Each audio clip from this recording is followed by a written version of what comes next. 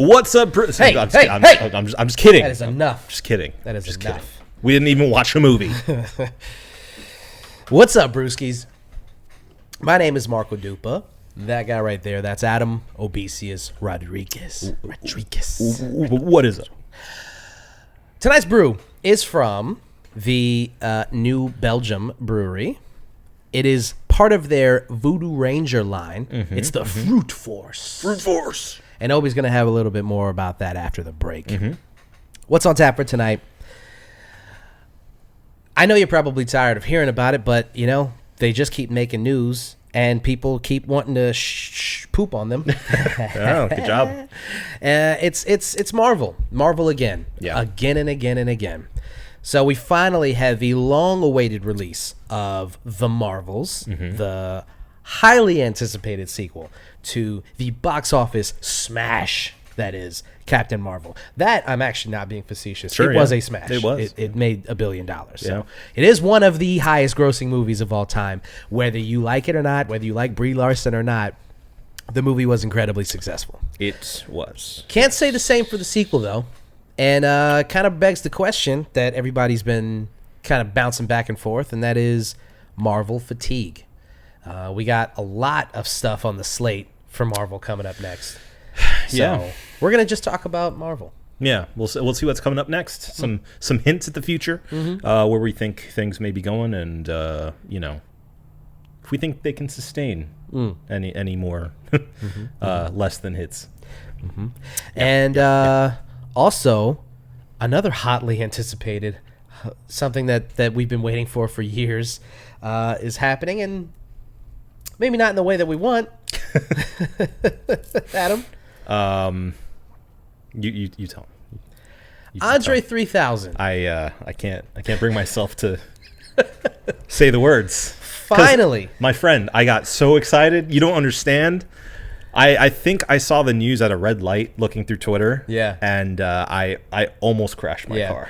I saw the cover art and thought I had two thoughts. I immediately I thought it was fan art. Yeah. Which is not an insult. I think it's a cool cover. I just thought there's no way he's putting something out. Right. And then when they said official Andre 3000 release, I was like, oh no, is he going to be playing the flute on this? Well, and the fact that we'll get into it. Yeah, we'll get into it. We'll get into it. Mm-hmm. But before we can do all that, we have to get into this show proper. So please, ladies and gentlemen, welcome back to episode 407 of the One Beer In podcast. Crack those babies open. Got the fancy guys. Fancy guy. To be found by someone to save you when you're down. Yes, I'm bored when it's bright out. So bored when it's bright out. 4 to 5 a.m. You have to pull somebody in. Everyone else is between playing in, right? Is that the deal? It's a big Korean culture thing too, actually. Yeah. Yeah.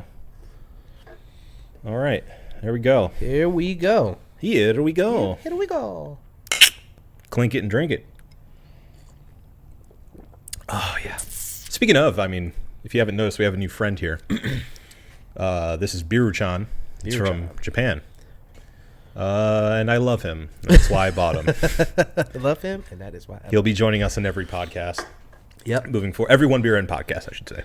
Moving forward. What if we just like hit him in different places throughout the show?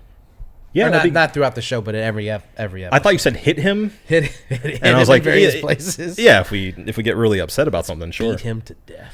Yeah, that'd be good. He can be like a Elf on the Shelf. Yeah. Mm-hmm. Yeah. Yeah. Yeah, I like it. In the comments, let us know where you find him. Yeah. So we're back to the show proper. Had a really good time with our extended One Reel In. Not so sober Oktoberfest. Yeah, and you know, hey, you decided that we were gonna keep that going apparently with this. So you wanna tell the people a little bit about what we're drinking tonight? I would love to. This is the New Belgium Voodoo Ranger. On the can itself, we don't get a cold read, but that's okay because I do have a cold read on the box. It goes as follows. Fruit Force is a high-flying fruit punch IPA landing at a powerful 9.5% ABV. Prepare for takeoff and hold on to your aviators. All right. Yeah. So we're back. We're reviewing some beers. We're reviewing this new Belgium, and Feels good. yeah. Feels good. I'm slightly back in the driver's seat. Yeah. I like taking a break.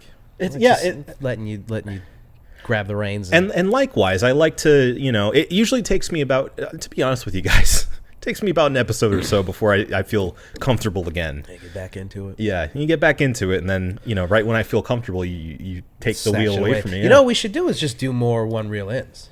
We should just do them more often. I have been buying a lot of movies. Yeah, you got a lot of movies. I've been buying a lot of movies. This extended Black Friday sale that they've been doing this year for some reason. Yeah. It's been very bad. It's the worst thing. Very bad. The worst thing for you. Very bad and oh so good. It's funny. I was just thinking about that.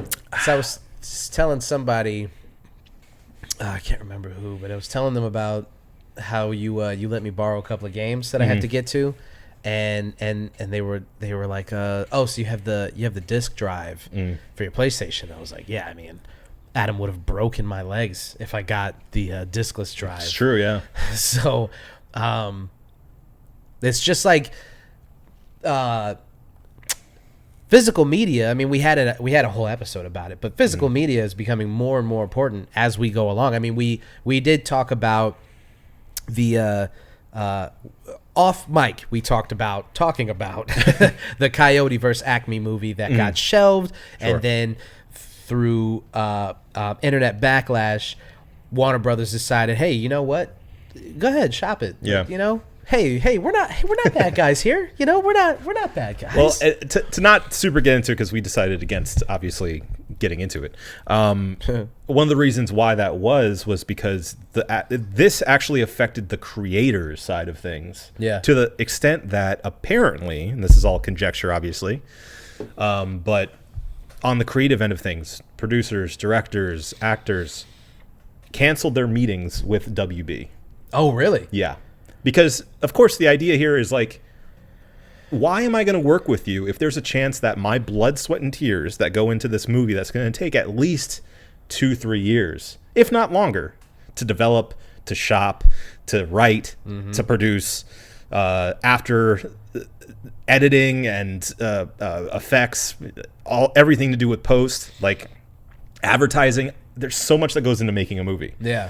That if you're gonna take my work and decide it's not worth putting out because you think it's more worthwhile to just get a tax rebate on it. Well, apparently even the write-off wasn't as much as they lost in making it. Yeah. So I'm glad that happened. I'm glad that creators, artists, writers, directors, studios, whoever is finally at least a little bit wising up after all these meetings and after all these strikes and all this stuff. It's like, you guys really have to start thinking about, because they're gonna, the streaming services, Warner Brothers and Max and all these places that have proven that they don't care about the art. They care about the bottom line. Yeah. And if you're gonna sell your stuff or work with these people, you have to get assurances that this kind of stuff isn't gonna happen.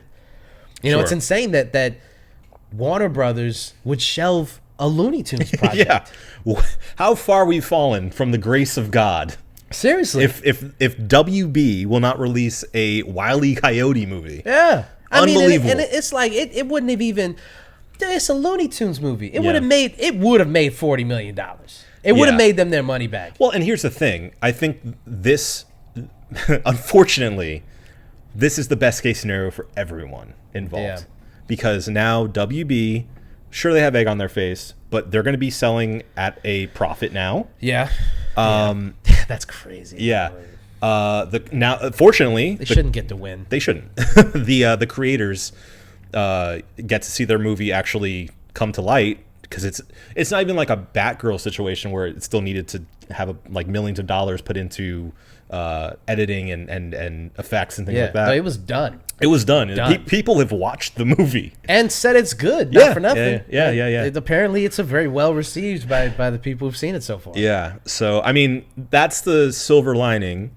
but kind of a double-edged sword at the same time because the bad guys win again. Yeah, I wasn't even. I heard about it and I was like, I'm not going to be flocking to the theaters to see a Wile E. Coyote movie. No, but I will say that if it's a movie that's well received and people are like, you should go see it because it's actually really good. I mean, who doesn't like anybody who's our age? We grew up on the Looney Tunes, so like if they make another movie that's actually funny, John Cena. And John Cena, yeah. I mean, I don't know. Just I'm just at this point, I don't even know.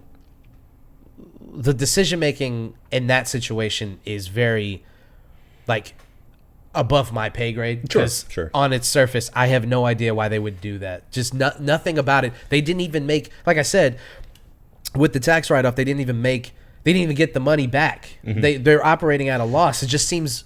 It seems vindictive. They made, this is what I think, they made the assumption here that the movie obviously wouldn't make even as much as they were going to get on taxes. Yeah. You know? So, I mean, I think it should be understood that Looney Tunes aren't exactly the hottest commodity right now. No.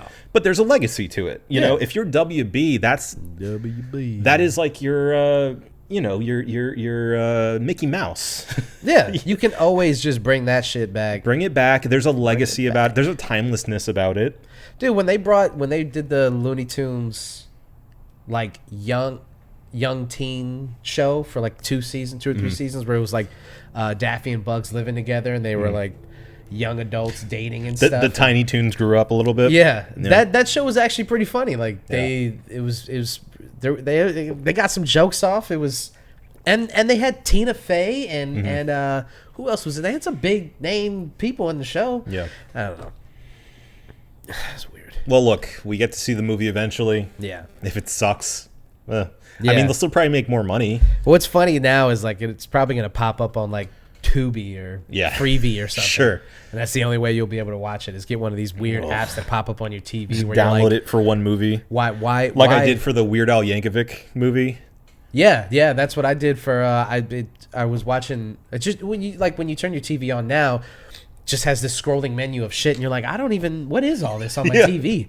And then I've been wanting to rewatch Big Trouble in Little China, but it's not on any streaming services until it was on one of those free ones where you can watch it with ads. Drove me fucking crazy, but I did it. And now it's on YouTube. Oh, well. Yeah, that's just on YouTube for free. Well, not free, YouTube Premium. Yeah, I've actually found some clutch movies on YouTube. Yeah. Surprisingly. There is whoever owns the rights to some of these movies, they just put it on YouTube for free. And then there's some people who just upload full movies on there. Yeah. That's how I watched Dawn of the Dead the other day. Not the other day. It was like a couple years ago. But I watched it on YouTube. It was just on there, and I was like, There's a lot of movies that people, quote, don't care about anymore that you can find streaming for free. Yeah. They deserve better, though. But I guess to bring it back and then to get out of this, the reason all this was even got brought up was the importance of physical media and the fact that a TV show that you like or a movie that you like was on a streaming service today and then tomorrow can just be gone. Yeah. Well, I mean, even if it's something that was really popular at the time, this was a big deal with, I think, Netflix and the arts formerly known as HBO Max. Yeah. Where I forget exactly what they were, but there were some popular shows that, finished up. They did their cycle. And it's gone now. And so they decided to just delete them off the platform without making them available to print on DVDs or Blu-rays. Right. And so it's like, where does that go? Like, it's gone now. Just gone. It's like just like deleted off the hard drive and it's just gone. It's like the old days when like movies had a theatrical release and that was it. Like you have to catch it in theaters or like a revival house where they show it again a couple years later, and it's like, oh yeah, I remember that movie. And then they just lose the reel, and it's gone. Throw it away. It's gone. Yeah, it's gone until someone decides to re-show it. Yeah, like it's like it's put in an actual Disney vault. Exactly. And then it catches fire, and then it's gone. And then that's it. It's gone forever. So yeah, I mean, I feel like we're going through the growing pains now of technology in the way that they did back in the day with physical movie reels, where it's like, okay, like we need to preserve this somehow. Same thing goes for video games. There's an entire project about preservation of digital media or media in general. And I think that's really important because, we are finding out very quickly that our paranoia isn't so paranoid after all. Well, and it's just like you can, if you don't preserve these things in a way that is substantial, people can just rewrite history. They can just say, because there's no way to prove what's right and what's wrong. I mean, it could be something as minuscule as a Mandela effect thing, like the Berenstain Bears, and it could be something as serious as denying the Holocaust. If you're like, I don't believe the evidence, or the evidence doesn't make any sense to me, or it's not substantial enough, or what have you, Sure. people can just rewrite history, and they shouldn't be able to do that. The last thing that we have is recorded history. Yeah. And if you just start deleting shit and not caring about it, you could just, 20 years from now, we'll look back and people will just be like, you could just make up anything. Sure, yeah. Or banning books. Yeah. Ugh. Like that clip from GTA 4 that's going viral. Did you see that?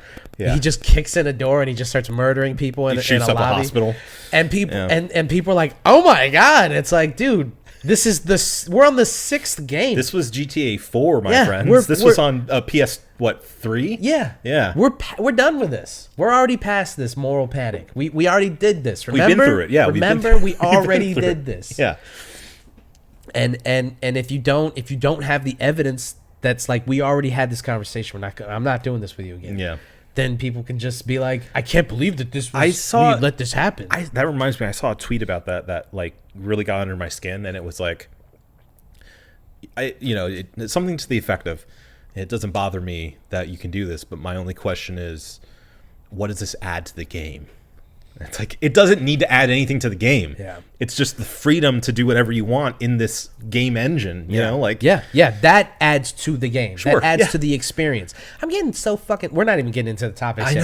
I know. But there's like a new moral panic. Yeah, and we need to talk about this. Maybe we didn't. I'm sorry we didn't preface this, but we need to get into this a little bit, because that is also the same conversation that fucking Gen Z is having about like sex scenes and overly violent scenes in movies, where they're like, "What does this add to the plot? Do we really need this in Like, Oppenheimer?" I don't need you. I don't need children trying to intellectualize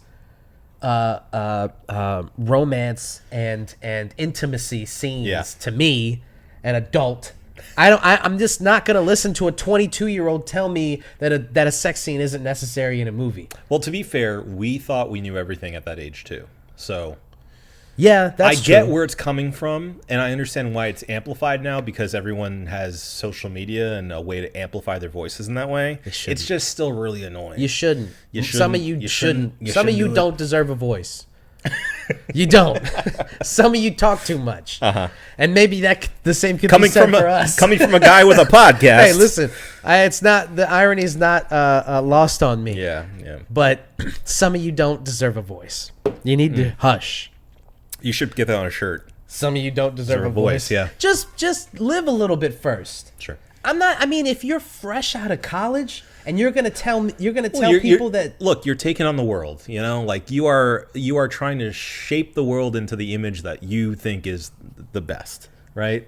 So that's what they're doing. I get it. But they just want to sanitize everything.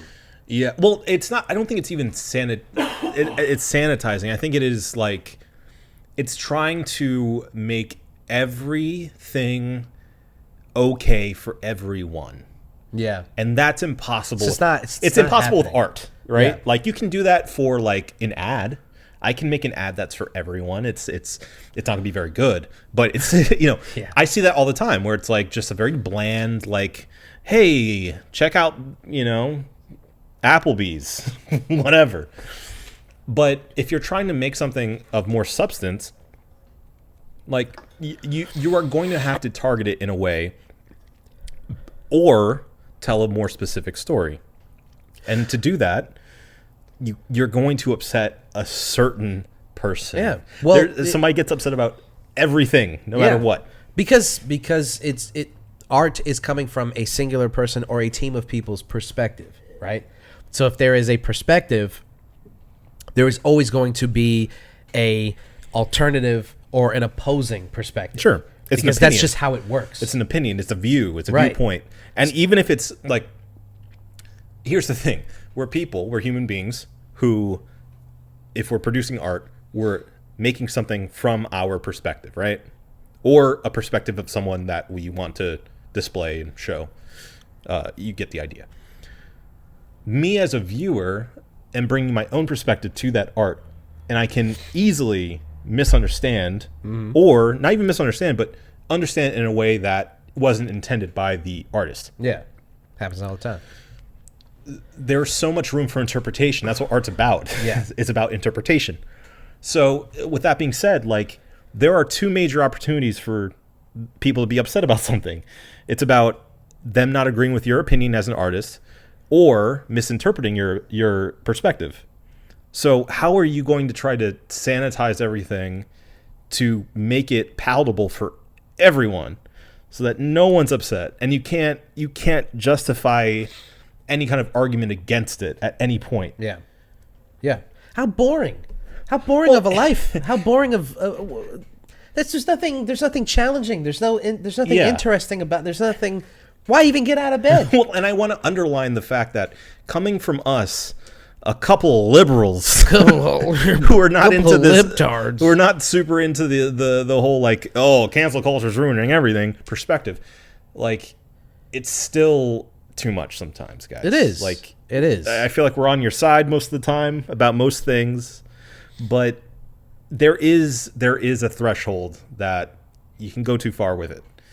And you need to give artists, I think beyond anything, you need to give artists a lot of leeway to tell a story that they're trying to tell. I think we're mostly on the side of, you know, even if it's something that's offensive, if it's done with a purpose and with some kind of intent, you let people decide. But this idea of, like, going back to GTA, for instance, like, Yeah. not allowing the player to do that is not the answer. Because in the games, and this is obvious, this is clear to anybody who's played the games, and it's clear that the people who are the loudest are the ones who haven't played the games. Sure. Yeah. That's why it's shocking to them. Yeah, because they haven't played. It was a scene that they're like, I can't believe that this is real. At no point in the game are you forced to do that. No. That happens outside of the narrative that's being told and the missions that you have to do. So at no point in any of the games do you have to. Well, I shouldn't say that. The older ones you did. Like, well, it was like, excuse me, it was more arcadey. You could go around, like, you know, leveling up your guns. But that was GTA 1. It was the top-down one, and it was like you kill a bunch of people, then you get bigger and bigger guns. But there was top-down little spritey guys. Right. That was in the 90s, Yeah. and, like, it didn't look realistic at all. No. And to your point, it's very arcadey. It might as well have been fucking Galaga. Yeah, Pac-Man. with a gun. little guy. With an Uzi. Yeah. Which people play fucking Metal Slug and the other game where people...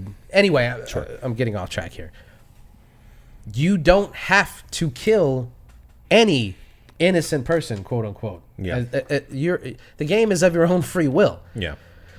That's where the That magic... in and of itself is a fun, interesting thing to think about. Like, at no point do you have to do any of this. So your entire experience could be the narrative of the game, driving around the city, going to get something to eat, enjoying the town. Right. Mind you, racing people. in the story, you are a criminal, too. So it's like... Yeah, but you're not a mass murderer. No, but you are no. a criminal, and you can, they do kill people. Sure. Not criminals in general. I mean Criminals the characters kill people. The criminal characters in the games do kill people. Yeah. Anyway, it's stuff like that and stuff like the no sex scenes in movies. It's like, dude, what kind of life do you guys want to live? And how do you guys want to consume art going forward? Well, and look, here's the deal, man. Here's the deal, man. I get where the concern comes from, and I agree to an extent. What do you agree with? I agree that violence and nudity and sex and sexual violence can be overused and can be a crutch and can be exploitive. Yeah. It can be. Yeah. It can be. It can be. It can be in film. Do I think that inherently means we should try to wipe it clean from movies and TV and music? No, absolutely I not. have to wipe myself clean first Yeah, it's true. after those sex scenes. Wipe your own ass. Yeah. Worry about your own ass Worry about your own before ass. you worry about my ass. my ass. Yeah. I get the concern, but it just goes overboard at a certain point, and you can't. I just absolutely reject the idea of censoring art of almost any kind. You know. I saw one tweet that was like, why can't we just have like two characters kiss and then imply that they're gonna have sex? You can, and then just cut away, and then you cut back, and then it's like the next morning, and it's like, yeah, of course you can. You They can. do You that can all do the that. time in Yeah. movies. But when they don't do it, there's obviously a point to that. They're trying to show you something. Something. Titties. They're trying to titties. Yeah. That's what they're trying to show you, titties. Yes. Who complains about that? You fucking virgins. Well, here's the deal too, because like you can turn it against someone who's more like liberally minded on these things.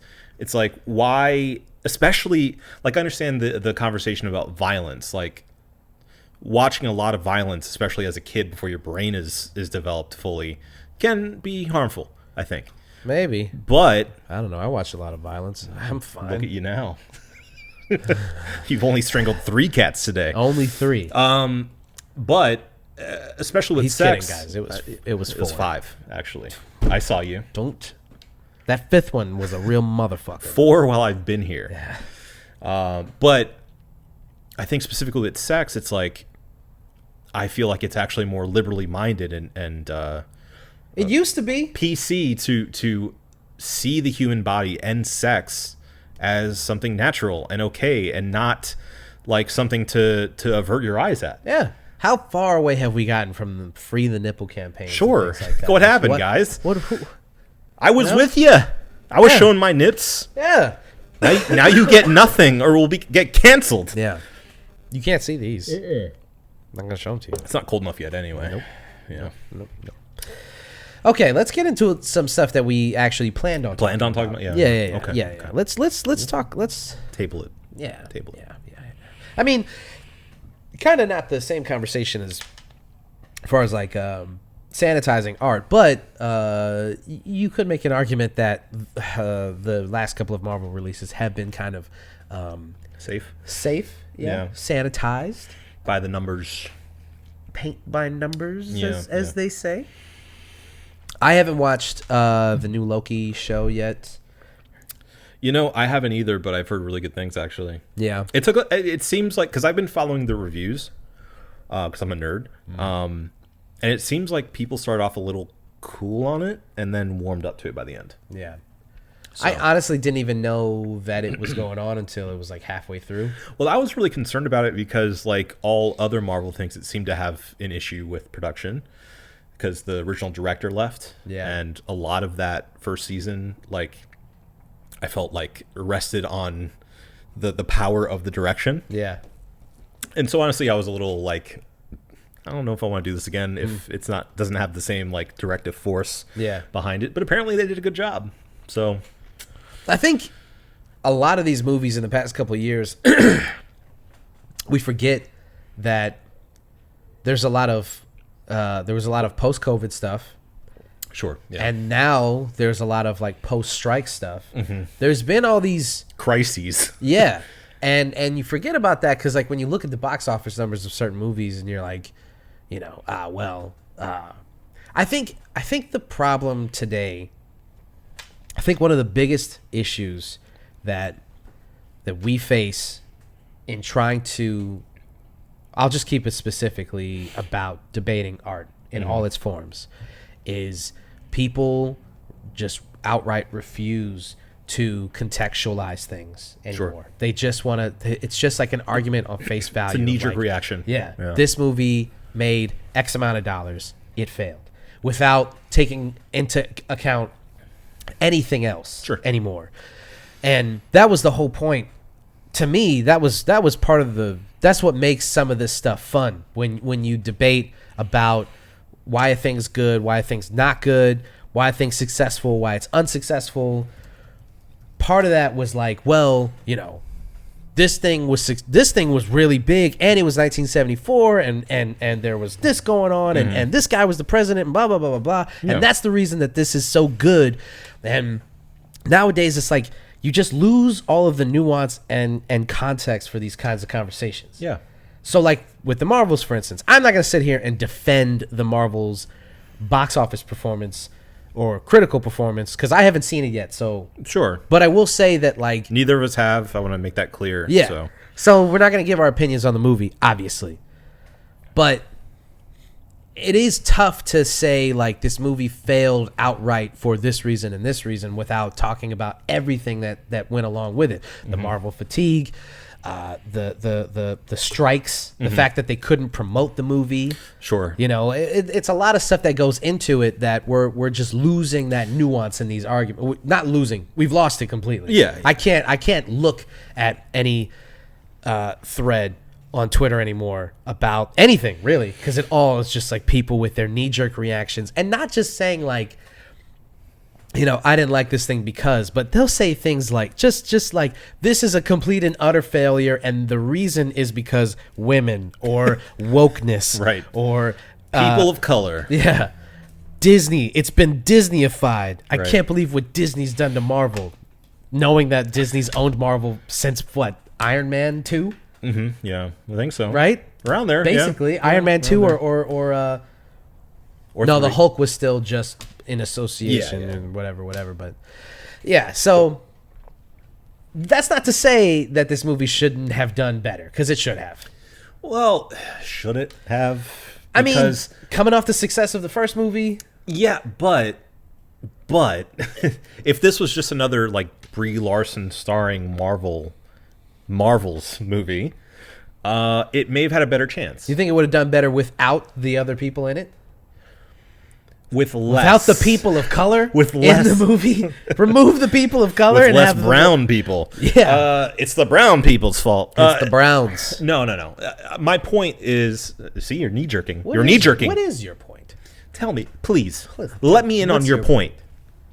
My point is that I think a major reason why this film didn't do so well, just one, not the main reason, but a major reason, is that it required so much homework for you to even understand who these characters were. Yeah. And, you know, I watched Ms. Marvel, and I enjoyed it. I saw, what's it called? The one with Scarlet Witch, the show. WandaVision. WandaVision, yes. I watched WandaVision, clearly a long time ago. Yeah. And I enjoyed it. But, like, you need those two series of TV to understand who these characters are beforehand. And that's a lot of homework. That's too much. So for Can Joe you imagine Schmo- asking people to have to do that like 10 years ago? Telling them that, like, this movie's about to come out. You can't watch it yet unless see you've the TV watched show? a TV show and two TV shows and a prior movie first. Right. And Before you can understand this movie. And listen, like obviously, like we said, we haven't watched the movie yet. Maybe they do a good job of setting up who these characters are. But even in the trailer, you'd have to look at it and be like, It doesn't matter. Yeah, because even in the trailers, they assume you've seen these characters before. yeah, you're endeared to Miss Marvel. Thank you. If you have watched the show and you understand who she is and everything like that, and you like her, but I haven't watched Miss Marvel. I know who Yeah. she is. Sure. I've seen the comics. I've seen her in other media and stuff, Yeah. so I do know who she. I'm aware of the character. Yeah. I'm aware of the changes that they made to her and all that stuff. And still, watching the trailer, I'm like, what am I? I don't care about Yeah. these characters right now. Why? You know. Yeah. So again, if we watch the movie and they make it clear that you don't have to have seen all that stuff, but you have to endear yourself to the casual viewer. Mm-hmm. That's the reason that some of these movies did so well. I mean, Brie Larson had a lot of goodwill. Marvel was still having a lot of goodwill. Yeah. The first one is a movie that's set in the 90s. That always works. Sure. Yeah. You know, she was a newer character introduced in the universe and getting her origin story and all that stuff. There was a lot of things working in their favor. and like one of the most powerful characters in the Marvel Cinematic Universe. Right. And it was interesting just to see where she came from, how she got those powers, all that jazz. Yeah. So she had a lot working in her favor in that first one. And again, you talk about context and stuff, and it's like we're here in 2023, and people are just they're fucking tired, man. Yeah. There is this Marvel, not even just Marvel, but superhero fatigue. Like you're looking at, if it's not something that's already established, like mega established, like Guardians, or excuse me, some of the older Marvel characters, like Spider-Man. Like the rumor is that they're trying to bring back all of the original.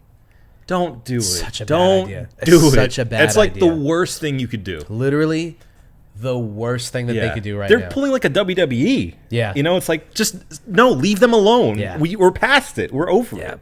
Because because what's going to happen, and it's what happens in wrestling. You bring this guy in because your ratings are down. Yeah. And you throw the belt on him, and then he can't go, and he loses the belt maybe, a month or so afterward. But hey, you got that quick little bump in ratings. Sure. Nobody is ever going to look back on the numbers that you did for that pay-per-view. They're going to look back and say, why did Goldberg beat Bray Wyatt? That's all they're like, what was the point? Yeah. A younger guy who deserved that spot, he lost it because you needed a bump in the ratings. Yeah. Okay, look, my theory here about the MCU in general, at large, is that they have a real villain issue. They need to find a villain that is worthy of an Avengers level event. Well, I mean, Kang is a villain in real life. Apparently, sure, so but we need one that doesn't beat his significant others. That's what we need. What's more villainous than that? Sure, yeah, that's a little too villainous. You can't. Never mind. I'm not. Okay, thank you. Look, that's a character arc for you, right there. You're learning, you're changing. I'm doing better. I'm being better. Don't sanitize yourself, man. Don't sanitize yourself. But yeah, I think they have a villain issue. They obviously were trying to tee up Kang as this new Thanos. We were Kangs. But from what we've heard, the rumblings that have been going on for a while since there have been let's call them issues in real life. Yeah. They're gonna move away from him. I'll take even a step back from that for a second. We'll talk. We can talk about that. But did you watch Quantumania? No, I did watch it, and I'll say this: it's not as bad as the internet will have you believe. Sure, but it is still really bad. And Kang in that movie, if he is going to be, or if he was going to be the next Extinction level event, yeah. He should have. Is that a Busta Rhymes reference? It is. Okay. Thank you. He should have mopped the floor with Ant-Man in that movie. And I'll just tell you, spoiler alert. Uh-oh. It's like kind of an even fight, and Yeah. it shouldn't be. The climactic scene in the end, where of course they have their little dust up. Yeah. The quintessential last third or fourth of the movie, Yeah. where the superhero and the supervillain just punch each other for a while. Exactly. Yeah. Kang should have just beat him mercilessly. Yeah. Think about, we always go back to Thanos because he is like he was the big bad. He Yeah. was the biggest bad.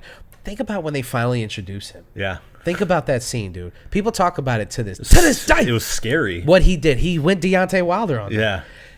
He beat Hulk so bad that people still debate on, like, did he beat him too bad? Did it Yeah. mess up the character Yeah. because he beat him What's so what bad? are the levels here? Yeah. Yeah. He, for a whole movie, Mark Ruffalo can't change. Can't do it. He because scared him. He's scared. I mean, that shit sticks with you, man. Yeah. That shit, a guy who travels from planet to planet, just wrecking shop, he snaps the entire universe in half. I mean, it's like, where do you go from there? Yeah. They really did paint themselves in a corner when they did this, and then they were like, all right, now we're going to bring everybody back, and we're going to do this, blah, blah, blah, blah, and like almost everybody gets a happy ending. Yeah. or a deserved ending. Sure. And then they're like, all right, now where do we go from here? And it's like, yeah, where do you go from here? My opinion here is that what they should have done was consider every at this point, and obviously we have to take in consideration everything you said, which was the pandemic and the writer's strike. Yeah. Put a major, monkey wrench in this entire plan that was originally planned. But I think what they should have done was take every character that they had from the original Avengers and sideline them. Yeah. Say they're essentially retired at this point. Yeah. They're relegated to support. They are advisors. They're like the upper echelon of like, if you need help, you can talk to these guys, but they're never going to step back in the ring again. Yeah. Yeah. Introduce an entire new generation of Avengers. Some would call them the new Avengers. Just Good name. Reset the deck with new characters. Yeah. Completely. Because what they've done is sort of like a half and half. Yeah. And that hasn't worked. Yeah, they're playing this like middle of the road thing. And considering bringing back the original Avengers is like just such a boneheaded Terrible idea. idea. It's a terrible idea. You're hitting the reset on the reset. Right. It's like when a basketball team drafts a guy and then 2 years later they're like, nah, we're still rebuilding. It's like, well, what does that guy do? And then he goes on and then he plays really well on another team and you're like, well, what was the point of the first reset of the team? Yeah. And we can't be rebuilding for 10 seasons. It's not a rebuild. To some credit of the MCU, I feel like that's what their idea was originally with Black Panther. But obviously that had to change with the untimely demise of Chadwick Boseman. Man, that is, we're gonna look back on that as like a chasm. Yeah, just a massive hole in their plans. Yeah. Because I mean, if he could have been there to do one last movie as Black Panther, the main Black Panther, and sort of give it off to a younger generation, I mean, it would have been perfect. It would have been a perfect example of what you should do in the MCU moving forward. Yeah. And then, we'd have the Ironheart moving forward. Yeah. Spider-Man's still young, so I mean, I'd be okay with them keeping Spider-Man. I remember reading a thing where they were like, Spider-Man is like the whole MCU from Phase 4 onward is going to be based around Spider-Man. I thought like his movies, and then he was going to be. I remember reading a report that like he was going to be the Tony Stark, and he was going to pop up in all these movies, and then he just didn't. That would be great if they set him up as like the leader, the leader of everyone underneath him, and leading because he was inspired by the old guard, right? We have a new guard now, and setting him up as like Tony's protege. Just to have him lead the Avengers afterward. I mean, I guess they still could do it with this reset that they did with No Way Home and having everybody not remember him and all that stuff. And like, where do they go from there? Dude, they should have just had Lupita Nyong'o be the new Black Panther. She's just so much better than that. Letitia Wright. Mm. I mean, I wanted to root for her. She's Guyanese. I wanted to root for her. But she's just not a good actress. I just don't think that. I mean, she was fun as the comedic relief, but she can't. She just didn't lead that movie very well. It just didn't land. I don't buy her as like a serious lead. No, she doesn't have like the gravitas that Lupita does. Lupita would have crushed it. I don't know why they didn't just lean into her, man. That's another conversation we can have here. Is like, why does Hollywood constantly sideline Lupita Nyong'o? I don't get it. I don't get it. In every movie that she is like clearly the star of, she is always pushed aside. Star Wars made her an alien, man. I mean, just so weird.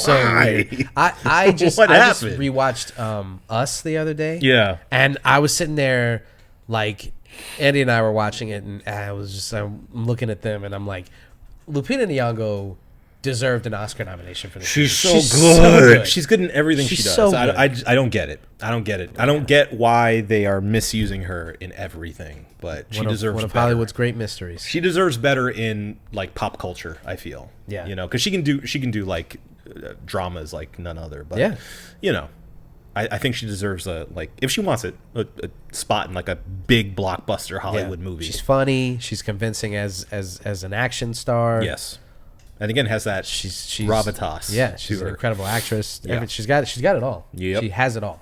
Agreed. She could, I mean, she could be our Angela Bassett. Yeah. Our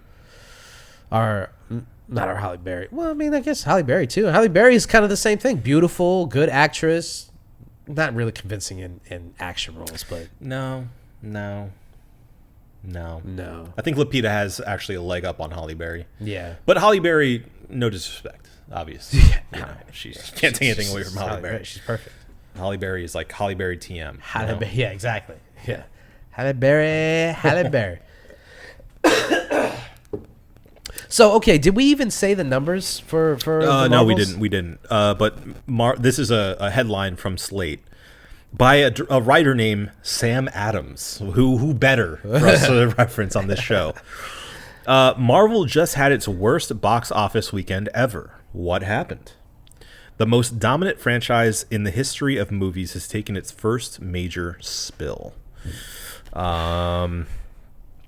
The Marvels is the 33rd entry in the Marvel Cinematic Universe. It opened to an estimated, $47 million at the domestic box office.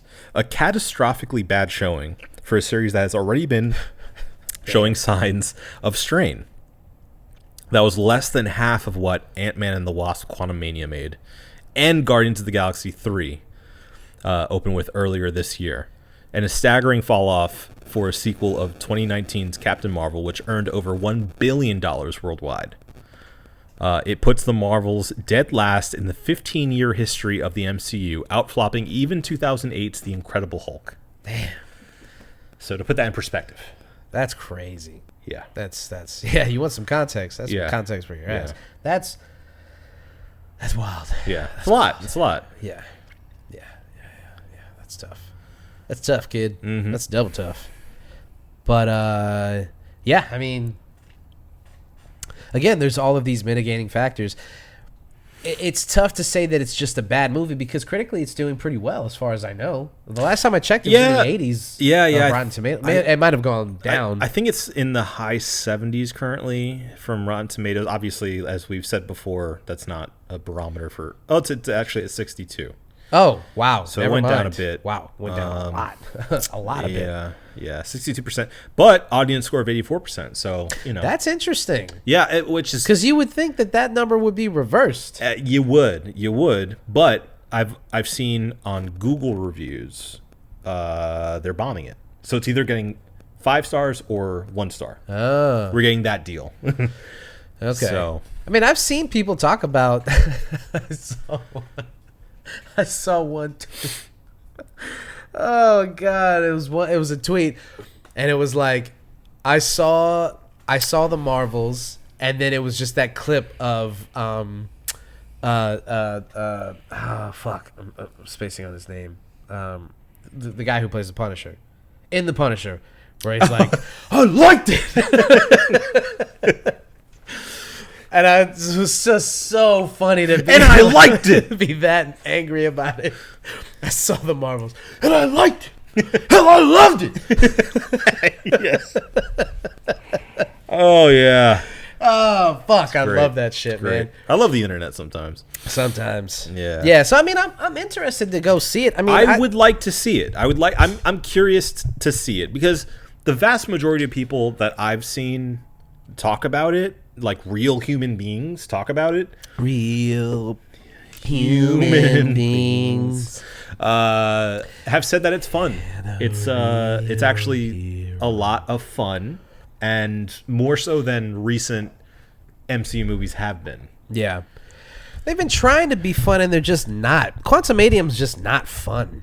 Which is weird for an Ant-Man movie. I mean, Paul Rudd is Paul Rudd. He does his thing. He always does his thing. I've Sure. never seen him be bad. He's never been bad in anything. He's Yeah. been in a lot of bad movies, but he's Yeah. never been bad in them. Sure. So it's always like, man, Paul Rudd, I wish you the best, my I'm friend. sure he made a bag for that movie, though. Oh, you better believe it. But yeah, I mean, it just Yeah. I implore you to watch that movie, just so that so that you can see, because it's Kang's first big appearance. Obviously he's in Loki, but Quantumania was like the coming out party, and it's just very limp dick coming out party for him. Sucks, because I felt like in Loki he was scary, and He is scary. Like in a way that's off-putting in like an unknowing way. Yeah, like what is he capable of? Yeah, because what does he know? He seems to know everything, but he also comes off as charismatic and not as necessarily a bad guy. Yeah. He's not mustache twirling, but you can tell he's full of menace. He's motivated by something, and it's also, and it's not the same as like Thanos having a motivation of like saving the universe. Sure. Kang is obviously motivated by something that you're attracted to. Jonathan Majors is. Oh, he's great. He's an incredible actor, Yeah. and it sucks that like I'm not going to speak on the personal matters so much, because like there's obviously all this information that's coming to light, and I don't really know the whole story. And it's ongoing, things haven't been settled yet. So he could be a piece of shit. Sure. He could have been misrepresented. We don't know the whole story, so Right. just can't speak on that. I can't speak on the fact that everything I've seen him in, he's been fucking awesome in. Yeah. And We talked about him in the Five Bloods. yeah, that's like one of the highlights, yeah. highlights, yeah. So yeah, Which is saying something in that cast. yeah. Yeah. I don't know, man. The Marvel Cinematic Universe. I think when they talk about this being this massive failure for the franchise, you do have to look at it from a wider lens. It's the 33rd movie in a franchise. series, this yeah. is unprecedented Territory. that we're in with this kind of stuff. To think that they started this cinematic universe, and then you had all of these studios and all of these people trying to replicate even a little bit of the success, doing their spin-offs and their cinematic universes, and trying their fucking damnedest to catch up, or try to just suckle from the teeth. Trying to wring out something. I don't know one to this day that has been successful. None of them. Yeah. None of them. Yeah. Not one has been on the level of Marvel. No. So, yes, you have to look at and talk about Marvel on a different level, and I guess that's part of the reason why the Marvel stans are so frequent, and they speak about Marvel in a way that like with the Scorsese stuff. Every time Scorsese gets asked about it, here they come.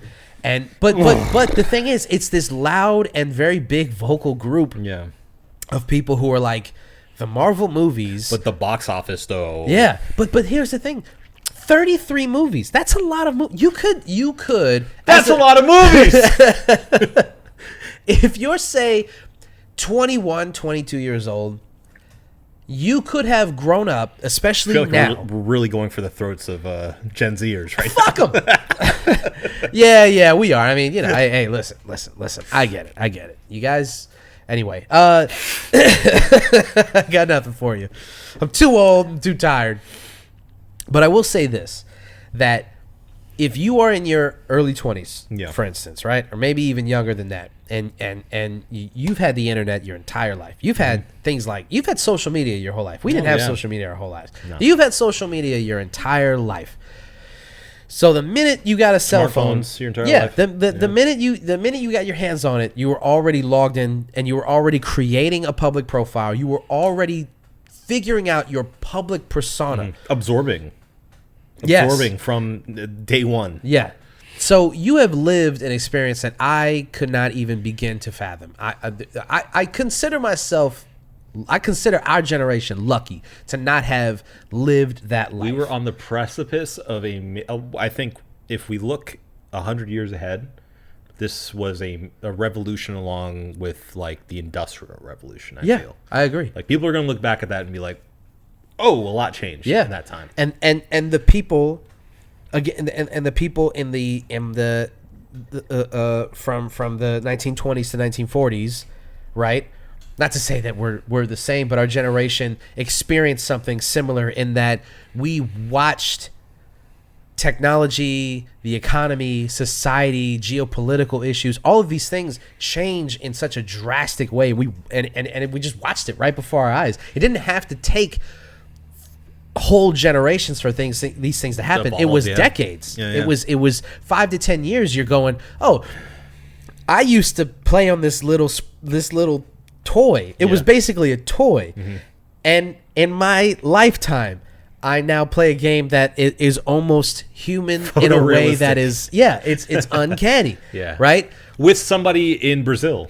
Yeah. And so like watching that, we got to experience it. We got to watch it happen. There are people who grew up living that, right? So without the context. Right? Exactly. So when these kids go on the internet, when they go on Twitter and they argue with somebody like us about the contributions of the Russo brothers versus Martin Scorsese, they weren't alive when his movies were coming out. They weren't, and not only were they not alive, they don't know anybody. Sometimes these kids, their parents are our age, right? Oh yeah. They're in their mid to late 30s. Yeah. Or they're our age. Don't point at me with late 30s. Don't you dare do that. I didn't say you. I'm not late 30s yet. I'm not. I'm just saying. Even their parents are a little too young to fully appreciate what Martin Scorsese, as an example. They weren't there in New York City in the 70s. Exactly. Yeah. So sometimes you have to. I mean, when I see it online, it infuriates me watching these kids try to argue about Martin Scorsese. But sometimes you do have to take a step back and go. 33 movies in one franchise. Yeah. 33 movies, right? Yeah. The point that I'm long-windedly getting at is they could have spent their whole life and only watched Marvel movies. Yeah. 33 movies. It's a lot. That's a lot of movies when you're only 18. Well, the first was Iron Man. And you're not a cinephile. Iron Man came out, 2005? No, Iron Man came out 2008. 8? Yeah. Okay. Obsessing you. Good job. Yeah, but I mean, even that, it's still kind of the later 2000s. Yeah. And yeah, I mean, it's just, it's incredible to think that adults who are adults right now, have that as sort of their barometer of what a blockbuster Hollywood movie is. Right. That's the big movie. And the dramatic beats that they use to say this is real emotion are when Tony dies or Winter Soldier or the first Iron Man movie when they're like, Robert Downey Jr. is the greatest actor of all time. It's like, buddy, you have not seen people act.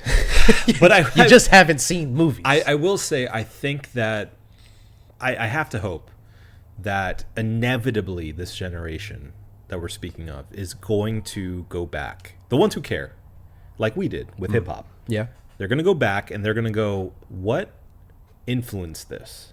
Yeah. What was the original Winter Soldier? Yeah. You know? Right. And they're going to go back to like The Conversation or to JFK or Manchurian Candidate. Yeah. And be like, oh, this is what like a espionage, like paranoid political movie is. Right. You know? But when you do that, it doesn't necessarily take away from the movie that you love, but it does, again, give it context. It gives it context, this right. episode should just be called Context.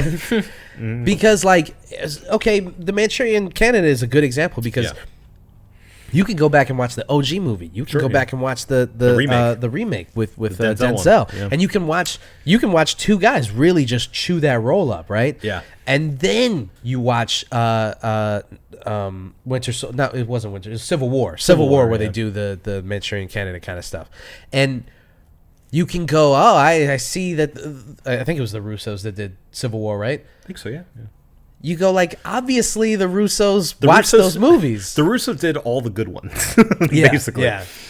And it's clear that they're taking influence from, but it's okay. But if you can't if you can't watch those things and then go, oh, I see where this is coming from, and this kind of this builds upon that thing, but it also is like you have to respect the fact that they pay homage to these things. Like, okay, the Joker, for instance, if you're looking at superhero movies and you're going like the Joker is your example of like an anti-hero or a dramedy or a serious character study within the superhero movie universe, then okay, that's fun. That's a great example. Joaquin Phoenix, we've talked about it. Joaquin Phoenix is great in the movie. It's not a good movie, but he's great in the movie. Thing in the movie. Yeah.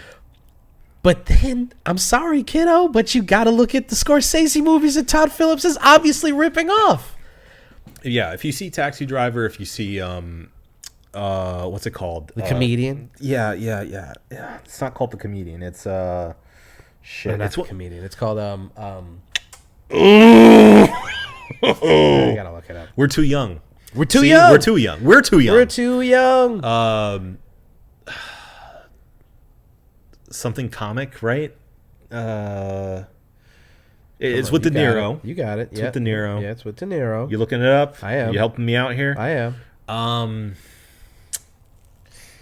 Oh yeah, I forget the name of it. But Todd Phillips himself, I'm pretty sure, has directly referenced it as an inspiration. Yeah.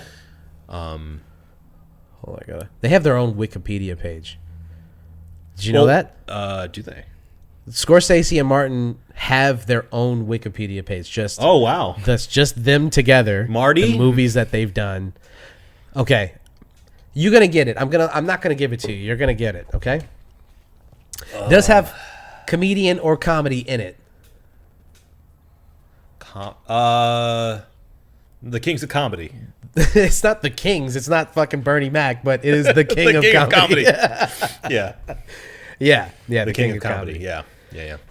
So a direct reference, and I mean clearly why Todd Phillips picked De Niro to be the host, right? Yeah. Like direct homage to that movie and his work with Scorsese. Yeah. So I think that, but it's funny because without the context, without somebody being a fan, a younger person being a fan of the Joker, them watching Taxi Driver, they would be completely turned off and be like, why am I going to root for a guy who's like a psychopath, loner, incel, racist guy? Yeah. Like, why are we... I don't want to watch this movie about him. Right. Like, they're making him look like the hero. Right. Like... Right. Yeah. You got to think about it more. Yeah. Yeah. You got to... That's it. That's it right there. Take a second. That's the whole point of all this. It's like, just think about it a little bit more. Just think about it a little bit. Yeah. Just take a beat. Think about it a little bit. Realize somebody can be a protagonist without being a hero. Yeah. But that's, dude, that really hits on the entire issue with with today's media consumption. Yeah. Nobody wants to just think about it a little bit more. That's the problem with TikTok. Right. One of the problems with TikTok is like people have made jokes about when somebody is saying something long-winded and it takes you a minute to digest what they're saying, or you have to listen for a little bit, and it's cut with Subway Surfers or some stupid mobile game. Yes. But it's true. Yeah. These kids. Hey, look. Jiggling keys. Jiggle keys. Hey! To get them to pay attention. And it's like, you'd say that to them, and it's like, well, you're obviously not saying something important. And it's like, man, No. Can you imagine if somebody like Obama had to give a speech nowadays? I mean, look what they do to Biden right now. You can say what you will about Joe Biden, and there's many things to say. They will, yeah. But I will say this: when he gives a speech, if you're actually listening to what he's saying, listen here, Buster Brown. he's speaking like a 79-year-old man. Yeah, that's he sure is. Unless you're Donald Trump and you're hopped up on whatever the fuck he's hopped up on. Oh, yeah. Allegedly. Don't sue us, Don. They speak in that way, but Obama he spoke in a very intentional way. Let me be queer. Mm-hmm. These kids. And can you imagine? Is his the Subway Surfer? So maybe it is. Maybe it's the thing that makes you like you hang wait. on it. Yeah. Yeah, just that's keeps what it is. going. Yeah, it's a hanging. I always thought that was bad, right? I always thought that you don't want to speak that way in public speaking. And then when he started doing it, I was like, this is throwing everything that I thought I knew about A public speaking. revolutionary. Yeah. Saying is us. Because I trained myself. I worked really hard to not do the uhs and the ums and the as much as, especially when I'm speaking to like a crowd. Yeah. When I'm at work, for instance, I try really hard to not do the uhs and the ums and like I tried really and just to have a guy who's the greatest orator of all time to just you know, That's a little. That's actually a little. Clinton. yeah, Clinton it's did a that little- too. Yeah, Yeah. he did. Yeah, he did. His was more high. It was high. I did not have sexual relations With that woman. Monica Lewinsky. How many presidents do we have? We got one. I mean, impressions wise, we got. I was gonna say. I don't know. It's well known. Yeah, it's in the 40s or something like that. Yeah. Probably. I think I got JFK's easy. Yeah. JFK. I did not have sexual relations with that woman. Marilyn Monroe. That was not a good JFK, but it's She in there. just It's gave in me toppy. It doesn't count. She gave me sloppy toppy. For you, Not because for it's me, easy, but because, because it was it was hard. hard. 60s jokes. 60s jokes.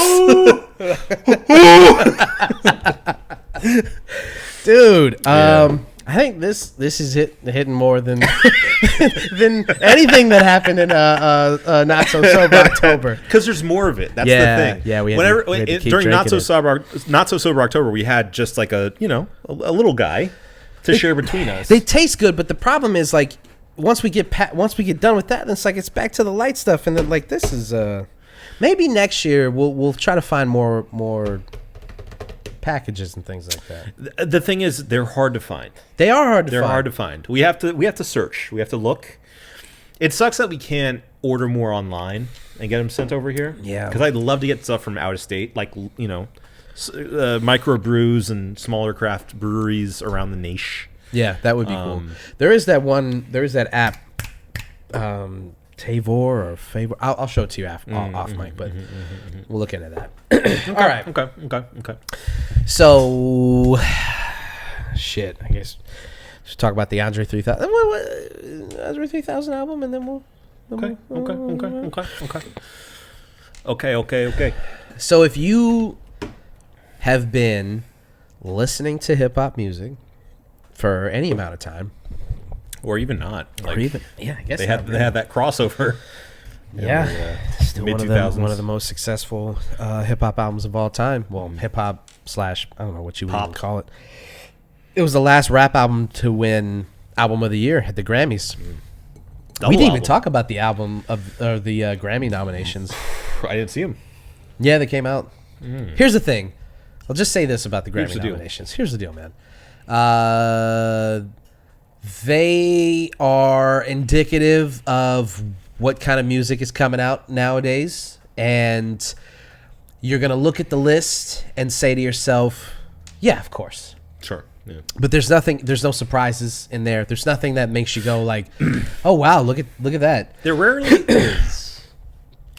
Yeah, I mean the Grammys. I mean we've talked about it ad nauseum on the show. I notoriously am just done with award shows Yeah. for the most part at this point, especially when it comes to music. Sure. The Grammys they get it wrong every time, and they get it wrong this year too. You know, even with even just specifically the Rap Album of the Year nominations. Are you pulling it up? I just feel like there's so many. I know that they're not going to dip into the underground rap albums, but when you're talking about the Rap Album of the Year, You gotta dig a little bit. I Right? think you have to dig a little bit. I think you have to try a little bit, and they don't try at all. Yeah. I think is the problem with the Grammys. The Grammys have gotten to a point where I just don't feel like they're trying at all. The album of the year nominations is like SZA, Miley Cyrus, Taylor Swift. I'm forgetting somebody. Maybe Boy Genius. Maybe the Boy Genius album. Yeah, I think that one crossed over pretty good. Yeah, everybody fucking loves Boy Genius, man. It's good. Yeah, good. yeah. I shitted on the Miley Cyrus album on an Instagram post, and then Rob saw that I posted on it, and he jumped in. Rob, famously of our One Reel In shows, love you, Rob. Ghost Story King. He jumped in and he was like, "It's actually pretty good." And I was like, "Okay, well, I have to listen to it because I didn't listen to it. I didn't think anybody listened to it, and apparently enough people did because somebody else responded to me and they were like." It's one of the highest streamed albums of the year. It's in like the billions, and I was like, "That doesn't mean anything." That doesn't. Well, mean anything. And you know what? I was gonna respond, Yeah, and be like, "What the fuck does that mean?" But my original comment was like, I was trying to be shitty, and I was like, "Yo, that Miley Cyrus album did get no burn. Fuck that album," And then they were like, "It got played a lot." Hey, actually, how about you relax?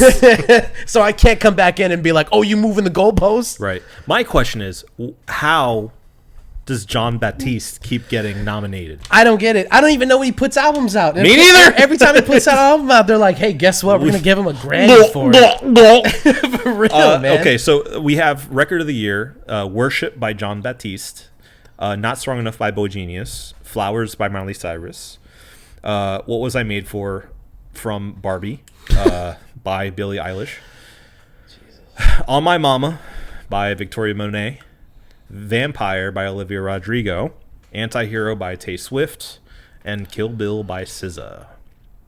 Where's Janelle Monáe, by the way, in the album of the year? Is she nominated? No. She is nominated. Yes, she is. Oh, The album Age of the Pleasure. year. Album of the year, yeah. Yeah. She...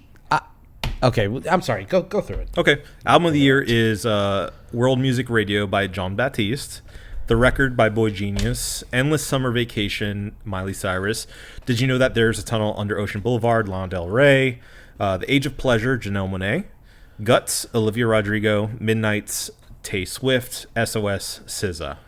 That Guts album literally just came out.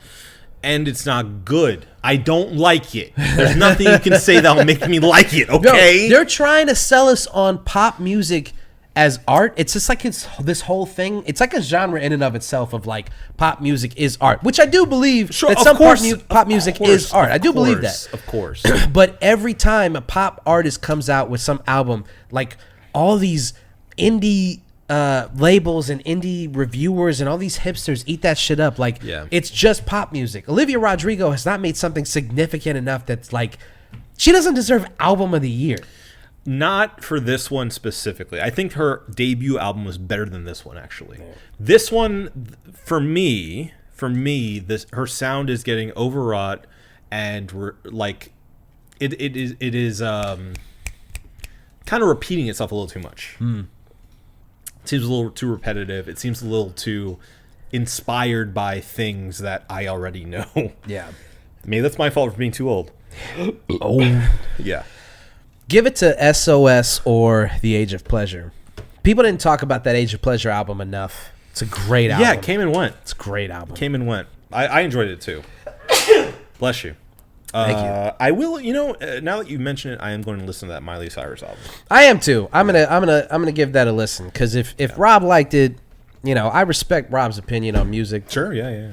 And I respect his opinion in general, but on music especially. So if he liked it, I'll give it a listen. Yeah, I thought Midnights was okay. I don't think it was near her best stuff. Honestly, Taylor Swift could make the greatest piece of music of all time. I will never sit down and listen to a Taylor Swift album. I haven't, and I never will. Okay. People have told me that like Evergreen or whatever the fuck that one was where she's wearing a cardigan is supposedly a good album. I don't care. Okay. I don't care. I'll never... I'm at a point now in my life where I'm like, I don't need to know anything else about Taylor Swift. Ain't done it, never will. Exactly. All right. Y'all stick in mud. Let's go through Song of the Year. How about that? Okay. A&W, Jack Antonoff, Lana Del Rey, and Sam Dew. Anti-Hero, Jack Antonoff and Taylor Swift. Butterfly, John Baptiste and Dan Winslow. Say Jack Antonoff again. Jack Antonoff by Jack Antonoff and Jack Antonoff. Dance the Night from the Barbie album. Caroline Aylin, Dua Lipa, Mark Ronson, and Andrew Wyatt. Flowers, Miley Cyrus, Gregory, all people who songwriters. Yeah. I'm sorry. Kill Bill, Rob Bissell, Carter Lang, and Solana Rowe. So I'm trying to remember. Is it Song of the Year is a songwriter's Yeah. award, right? Song, Yes. And then Record of the Year is It's more just of like the song artist. itself. Yeah.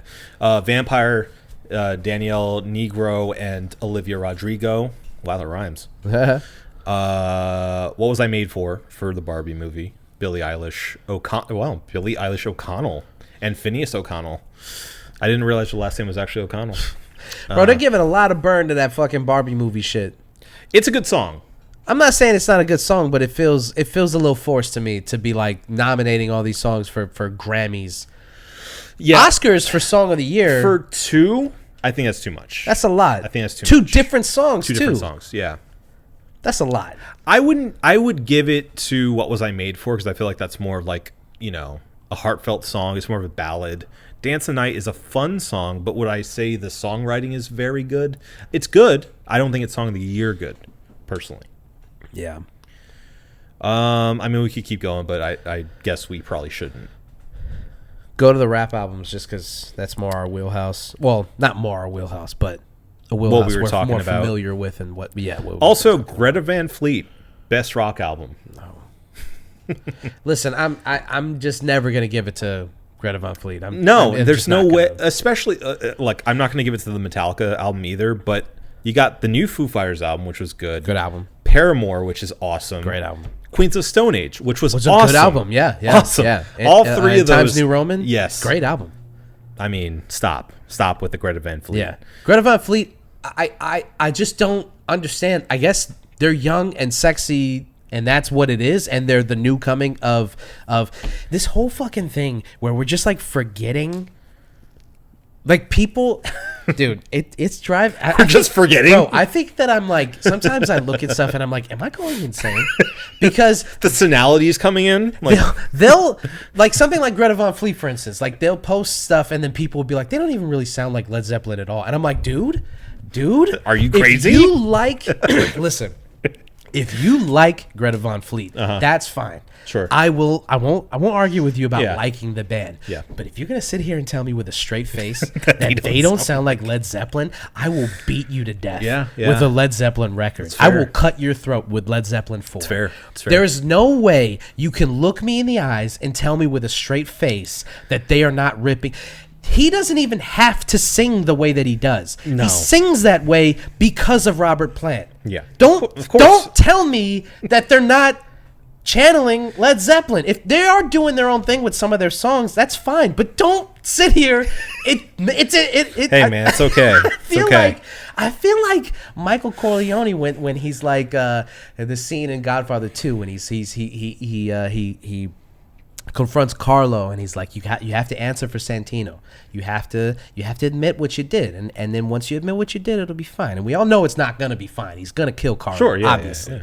But he's like, listen, when you tell me that you weren't involved, it insults my intelligence and it makes me very angry. And that, like the sinister way where he's super calm and he's like, if you don't, you have to tell me that you were involved. Right. Like, I need you to say the words, because if you don't say the words, you're gonna piss me the fuck off, because I know you were involved. Yeah. I don't like when you lying to my face. Yeah. And it's the same way I feel about Greta Van Fleet fans. It's fine for you to like them, but you can't sit here and look me in the eyes and tell me You don't hear it. that you don't hear it. What are you talking about? You hear it. You refuse to accept that Yeah. you hear it. You hear it. Yeah. You got ears? You hear it. it. All right. Okay. Table it. Okay. It's Best been tabled. melodic rap performance. Oh? Because that's a thing. Okay. Sitting on Top of the World, Burna Boy and 21 Savage. Attention, Doja Cat. Spin Bout You, Drake and 21 Savage. All My Life, Lil Durk, J. Cole. That's not a good song. Yeah, Low by SZA. Best rap performance. Baby Keem, Kendrick Lamar, Hillbillies. Black Thought, Love Letter. Coi Leray, Players. Drake, 21 Savage, Rich Flex. Killer Mike, Andre 3000, Future, and Aaron Allen Kane, Scientists and Engineers. That's actually a very interesting category Yeah. right there, because those nominees are that actually like made my ears twitch. I was like, that's actually a pretty good Dear Science, or what's Science and Engineers. Science Dear and Science Engineers. is the TV on the radio album. Science and Engineers, that's a great song, but like the rest of those are actually good performances too. Like even Coi Ray, she does her thing on that. Like that's a good category. I'm no That's fan actually of Coi competitive. Ray, but yeah, I Yeah. agree. Best rap song: Doja Cat, Attention, Nicki Minaj, Ice Spice, Aqua, Barbie World, Lil Uzi Vert, Just Wanna Rock, Drake and 21 Savage, Rich Flex, and Scientists and Engineers. Again. Terrible. That's just, it's gonna go to like Drake probably. And Probably, it doesn't deserve. Come on. All right, finally, rap album: Drake and 21 Savage, Her Loss, Killer Mike, Michael, Metro Boomin, Heroes and Villains, Nas, King's Disease 3, and Travis Scott, Utopia. I think it goes to Nas just because he's the easiest choice out of those. I do think that out of the five, probably should go to Killer Mike. Yeah, I think Michael is probably the best out of the five. I don't think that those are the five best rap albums that have been released. No, there's no way. And that's what's driving me crazy about that category. They're not. Is Utopia? Utopia is in there. Utopia's in there. Yeah. I don't think Utopia should win either, but Utopia should be in there. So I'm glad it's in there. But there are so many albums that have come out. You've got Black Thought nominated, but you don't have the jazz rap album that he just came out with. So Black Thought's not in there. Cheat Codes didn't even get nominated. His Danger Mouse album. Yeah. There's just so many. There's a lot of things that went under the radar. So many things that like. The best stuff that's coming out is like this mid-level, like just above underground but not super underground kind of thing. I'm really surprised Because there's no underground anymore. Yeah. It's all online. Yeah. So like if you're looking for it, it's there. Yeah. Which you would think would make it easier to see these albums that deserve to be, but they're not. Like the Arm& Hammer album, for instance, should be up there.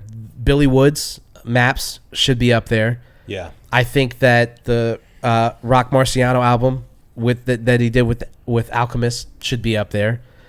Alchemist did an album with Earl Sweatshirt that came out too late, so I don't know. I was if that gonna say, where is that? Did it not? I think the it. threshold? I can't say for sure, but I think that it came out too late. I think September is the cutoff. Okay, yeah, And I think it might have come out too late. Last month. Yeah, it just came out. So, but if that's not a 2024 nomination, I just don't know. Gotta be. Yeah. So it's stuff like that where I'm like, there's just so many albums that have come out that like if you're looking at this section of hip hop and like, so if you're a casual hip hop fan, for instance, and you go, oh, let's look at who got nominated for Grammy of the Year. I'm glad that Michael got nominated because it didn't get a lot of press, but at least it got nominated. It's surprising to me that it did, and I'm happy it did. Yeah. But then you go, all right, the Metro Boomin album, that's interesting too, because you're like, Metro Boomin? Yeah. All right. It's a little of a. I wouldn't expect that. The Metro Boomin album is them going like, see, we know hip hop, we know rap albums, We know a black guy. yeah, and it's like, no, I don't know. It's what are you gonna do? I mean, I would be happy to see Nas win that one. I think King's Disease is worth it. Yeah, it's probably the best of those albums. I'm surprised to see it there too, though, because to me, the entire King's Disease trilogy feels a little underground. I mean, but it's Nas though. He's gotten to this point where they're just gonna he's a legend, of course. Let's see. I'm trying to. You look that up. I'm gonna take a leak. Okay. Yeah, The dam's about to burst. We've been drinking a whole lot of beer. Whole lot of beer. I'll just say this. As you're walking away, Glorious Game, the Black album, or the Black Thought album that I was thinking of, that did come out this year. Yeah. Maps, what I mentioned, the Billy Woods album. I'm going to keep talking. You go pee. But I'm going to keep talking. I'm listening. The Great Escape, Larry June, and The Alchemist, I think is a good. I don't know if it should get album of the year. I don't know if it's that good. But the Arm & Hammer album that I was talking about was We Buy Diabetic Test Strips, which I think is a great album. I think it's a great album. Obviously, For All the Dogs by Drake came out this year, but I think it also another album that came out too late, so you can't put that one in there. You're gonna nominate Lil Uzi Vert for Song of the Year or rap performance of the year, but you don't nominate the Pink Tape, which I find interesting. I didn't listen to the Pink Tape, so I can't speak on that. But let's start here. Lil Yachty, okay. It got nothing. I think it got snubbed a little bit. Taking into account the bullshit that he's talking about, the place that hip hop is in or whatever. You take that into account, that's fine. But I think that it got snubbed a little bit. Let's go back to 2022, which is some of these late 2022 albums. And again, I don't know for sure when they came out and if they met the threshold for being nominated for Album of the Year, but you've got The Forever Story by JID or JID. You got Soul Sold Separately, Freddie Gibbs, Melt My Eyes, See Your Future, Denzel Curry. Cheat Codes, another album that I mentioned. The Lil Sims album, No Thank You. Lil Sims is fantastic. Let's see. Few Good Things came out. Soul Sold Separately came out this year? Soul Sold Separately came out last year, late last year. The point that I'm making is if you're looking at the nominee, I can give you right here, just in this alone, this little section right here, you could pluck off all 5 of those except for King Disease 3. I would put The Forever Story, Soul Sold Separately, Cheat Codes, No Thank You, and Few Good Things by Saba. That is a great album. I cannot believe that it's just getting glossed over. Where is Mr. Morale and the Big Steppers? What's happening? I don't know. Did it get nominated last year and I just don't know? Am I out of my mind? Am I going crazy or something? Was I out of my head? Was I out of my mind? Sorry, everybody. Hold on. I'm gonna go to the wiki real quick and see. Am I just going crazy, or did it just get like snubbed for everything? No, it got nominated. It got nominated last year. It did, yeah. For Album rap of the year. album and album. Okay. Yeah. Okay. Yeah. Okay. But anyway, that's just to say that, and that's just a lesson to people who listen to hip hop and say like, oh, I was mentioning this while you were in the bathroom. Lil Yachty not getting nominated for Let's Start Here. His Tame Impala ripoff album, which is it's just interesting to me that he didn't get any nomination or any nominations in the categories that you would think he'd get nominated in. If you are somebody who is just like a casual fan and you're listening to hip hop on the radio or on these like big playlists and stuff, I just go back to the last like 5 to 10 minutes. All those albums that I named, listen to those. Oh yeah. That's a lot of shit that's a lot of game that I just dropped on you. If you're talking about like, oh, hip hop is boring and it's not good anymore, and I don't know where the genre is going, it's going to the guys that I rattled off. Oh, there's more diversity, more variety, and I think more artistry than ever. Yeah. It's just going in different directions. Like, you may not like it, but there's still something there for you. Yeah. I guarantee it. There's something for everybody in hip hop. I am personally happy that hip hop is not the most commercially viable genre anymore, because the long reign that hip hop has had needed to come to an end. What is it now? Country? I think it's just pop music. I think Taylor Swift, Olivia Rodrigo, Billie Eilish. That's kind of a cop out, though. It's kind of a pop out. Because there's plenty of pop that's influenced by hip hop, but none of it has been like technically rappers. Rap. Yeah. Sure. We have dominated for the past like 15 years. Yeah, the charts. That's true. And I'm glad that we haven't this year. I'm glad that this is happening. I'm glad that people are having this like reckoning about hip hop. Yeah. About the genre, about what it means to make a rap record and what it means to be successful as a rapper. And like, I'm glad that this is happening, because it's interesting to watch people having these conversations about like what it means to be a successful rapper. what it means to be successful as a hip hop artist. Yeah. So, I listen to a bunch of. I feel like as I've gotten older, I've kind of like regressed back to listening to a bunch of like Boom bap shit. Yeah. Yeah. And all of these underground guys, and like, you know, I get a lot of satisfaction from the albums that I listen to. Boldy James, Mac Hami, Your Old Droog, all the guys from Griselda. Like I said, Billy Woods, Earl Sweatshirt, Stove God Cooks. Like, I can just keep rattling them off. Johnny Greengrass. Blue, Kai or K-A, however you want to pronounce it. Jid. I mean, it just... I mean, obviously, I love Action Bronson. Sure. He just released an album not too long ago. There's so much to enjoy. Rock Marciano. Evidence. Evanescence. What I'm saying to you guys is, like, I just gave you 10 rappers that you can listen to.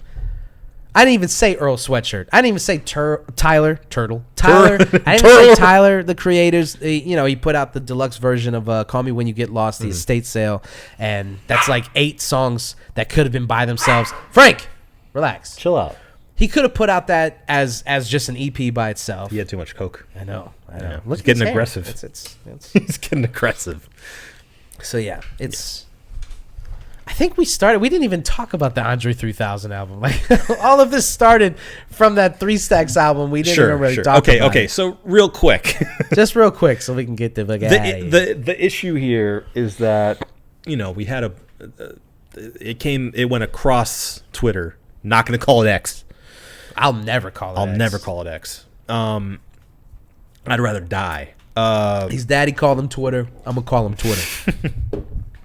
His daddy named him Twitter. I'm calling him Twitter. I'm gonna call him Twitter.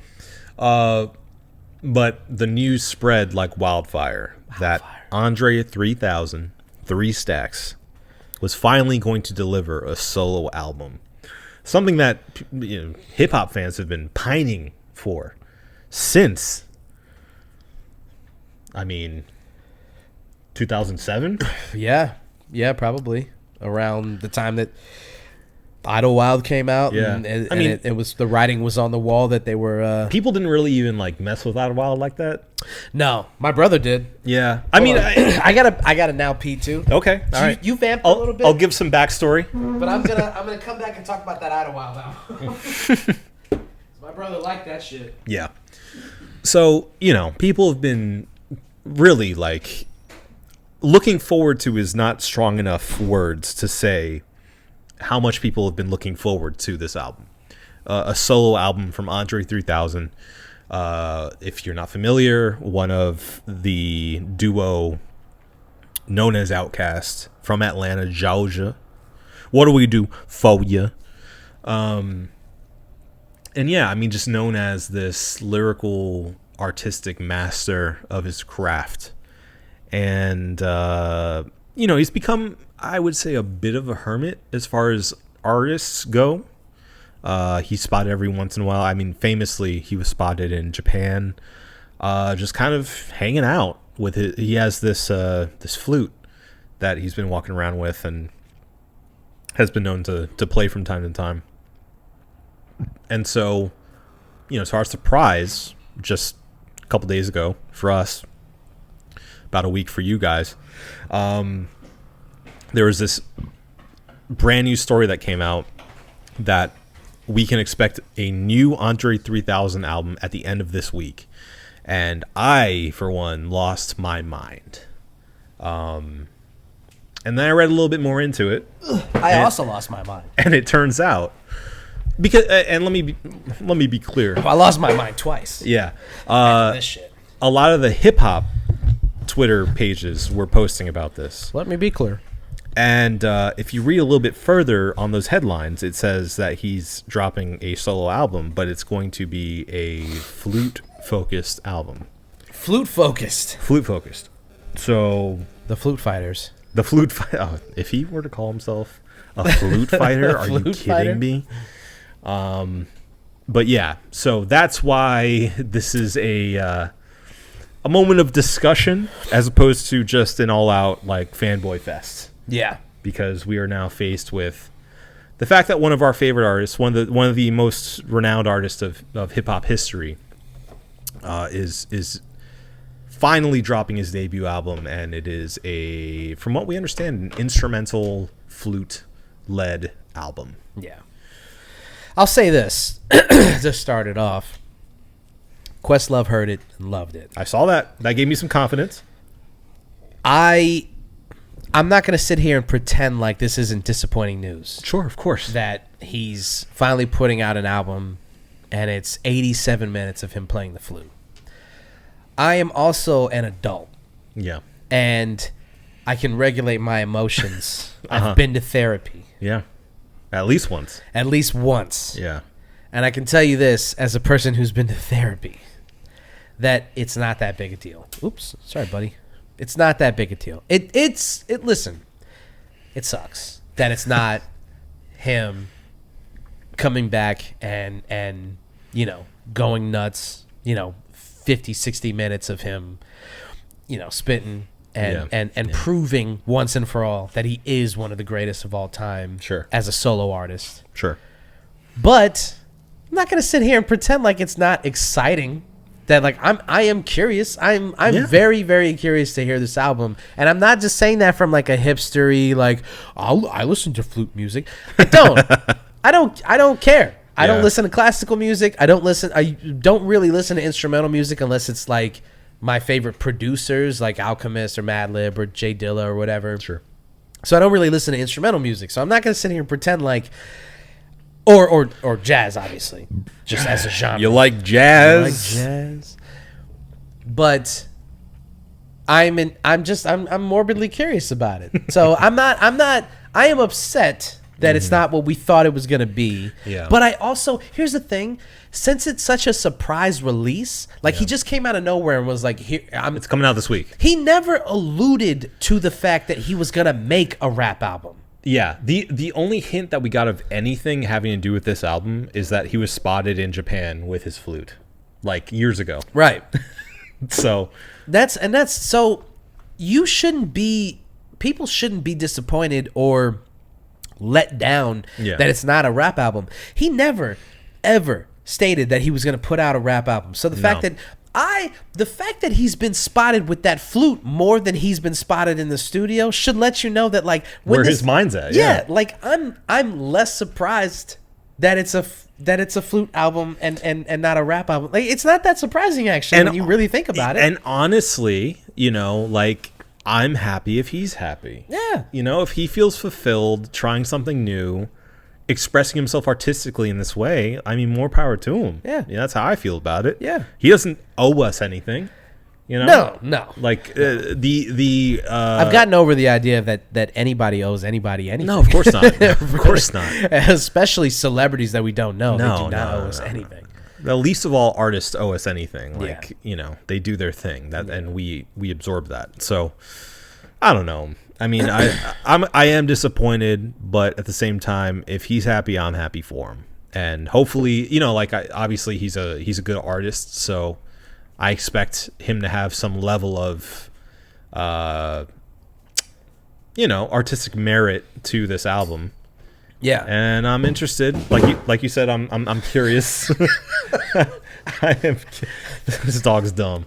I am curious to see what happens with this album. Yeah. Yeah. Same. Yeah. Same. All right. I think we held your attention long enough. Sure. Right? Yeah. But before we let you guys get... Oh! Before we let you guys get out of here, we have two things that we have to do. And you may have forgotten because it's been a while. It's been a while. Quite a few episodes since we've done this, but I'll just remind you guys of how this thing goes. First and foremost, Obi, we got to do the cheers of the week. So, Obi, what's your cheers going to? My cheers of the week goes to Alan Wake 2. Ah, that's right. Oh, we talked about doing the Video Game Award nominations too. It's too much, guys. It's too much. This is the end of the year, and clearly there's a lot to celebrate, a lot to rank. And we'll do our own reviews and rankings of albums and video games. I can think. rank albums. I can't rank video games. I probably paid like 3. I really haven't played anything. Well, I've in let this you batch. borrow a few of You my have, contenders. and I'm just holding on to them. So please. I know. Listen, I've been even today. I was working on some like music stuff, and I was Yeah. like, I need to really get into those games that gave me. Fuck your productivity. I know. No, just. Do you have Alan Wake physical, or did you? They don't have it physical. That's right. You told me that, right? It's Didn't you? digital only. Yeah, that's right. And I highly recommend it to everyone. Yeah. Literally everyone. I think you should go out and buy it. But yeah, I mean, I just... I feel like this game was made for me. I will say, I want to preface by saying I did play Alan Wake 1 and Control, which are both within the same universe. Spoiler alert, kind of. But, I mean, it's generally, I'm not going to get into any specific spoilers about it, but it is about a writer. It's about the sacrifice of creativity. It's about the labor of creativity. It's about... Isn't this a horror game? It is a horror game. But it's much bigger than that. And it's that deep? It is that deep. This guy. Frankie, come here. Mayor. Come here, buddy. Mayor. But yeah, I mean, I find it rare that the hero of the story is kind of a shitty writer. Yeah. And that's me, baby. So... Hey. Don't you talk about yourself like that. That ain't you at all. Oh, I appreciate it. You're a great writer. Thank you. You are. Thank you. Guys, all of the copy is all Adam. If you've ever read... You if can you've blame ever me written for it. anything... Yeah, if you don't like it, it's him. It's his fault. Exactly.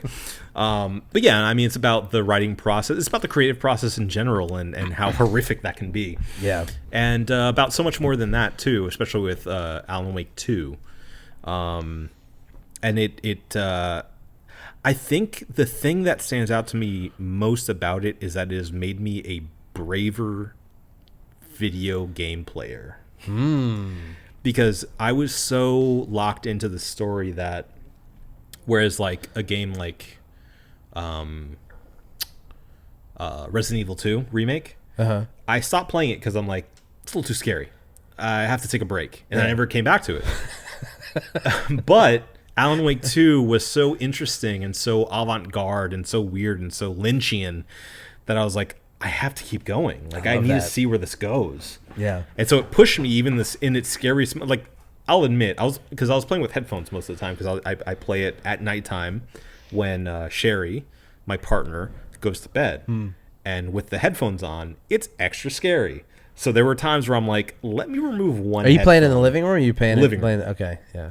I'm like, let me remove one headphone at least. And at least hear the enemies coming. Yeah. So I'll take one off and be like, okay, at least the jump scare will get me like half as much as it would normally. Yeah. And there are plenty of jump scares, my friend. I hate it. But it's just such an interesting multimedia game because there's a lot of like live action involved with it too.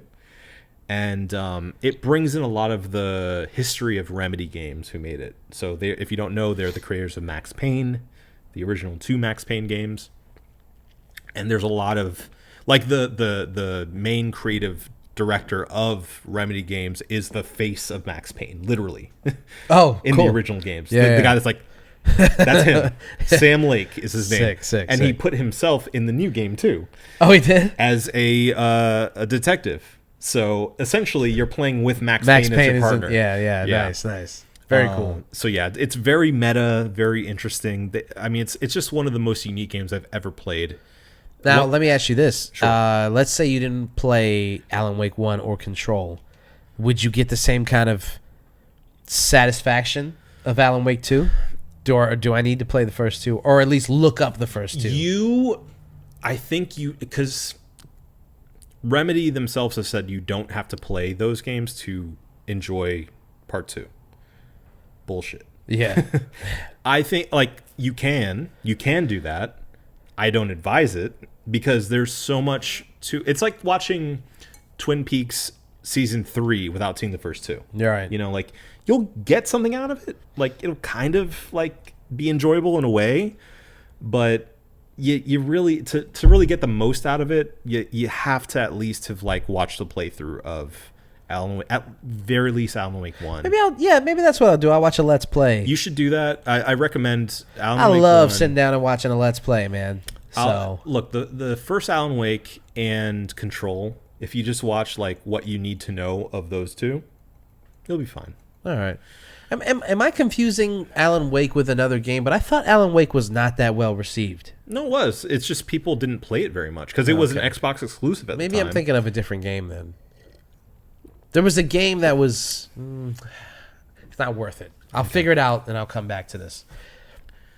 There was another game that I thought was like kind of goofy in the way that like people ironically liked it. I guess it's not Alan Wake. No. People like it got good critical reception. It's just not a lot of people played it at the time. Another game with someone's name in it.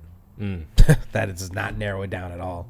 Yeah. A detective game, quick time event kind of game. With someone's name in it. Yeah.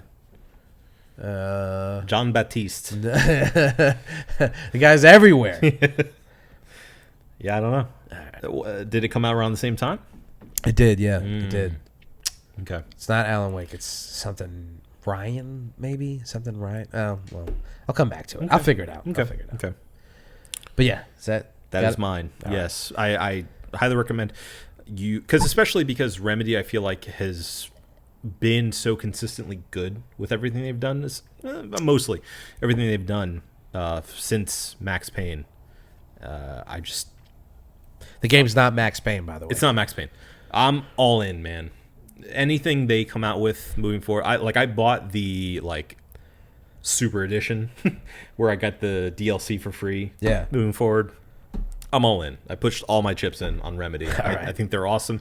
They're very Finnish and weird, and they are clearly Lynchian and X-Files-ish, and it's hitting every note that they could possibly hit for me. Hell yeah. So, yeah.